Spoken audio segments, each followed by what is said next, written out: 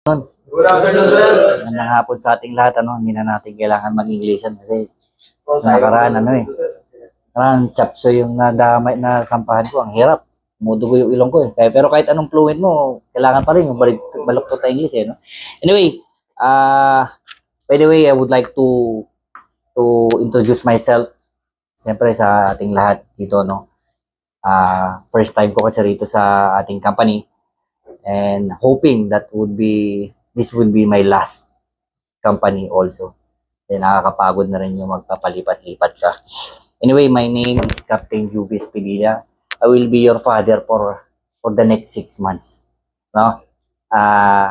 Alam ko na may mas senior pa sa akin dito, but though of course with all due respect, I will be the father on board for a while, for only 6 months. Anyway, so different captain, different administration, so we have a different rules. But we have the same SMS that to be followed. We all know that our life is governed by the rules and regulations, so we will obey the rules and regulation as per our company policy. It's very simple. Okay?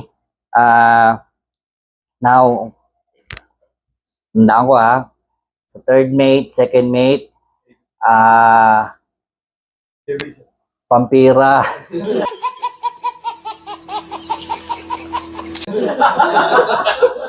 Si Mayor, si Elec, AB, okay, Peter from Deck Department, Chief Mate, Chief Engineer, Oiler, Third Engineer, Fitter, Boson, Second Engineer, OS, and another OS on deck, on gangway duty right now, and Mr. Baldo, our nest boy. No? Oh, Baldo is kanyang nickname. Anyway, first thing first, gentlemen, siyempre gusto kong i-highlight yung we will do the safety first. No? We will implement the safety. Gusto ko umalis tayo sa pamilya natin, babalik tayo sa pamilya natin na buong buo. Okay? Walang nabawas, walang kung kahit ano man. No? Anyway, during my tenure, it is very seldom na nagkakaroon naman ng accident. It is because of the shortcut procedure.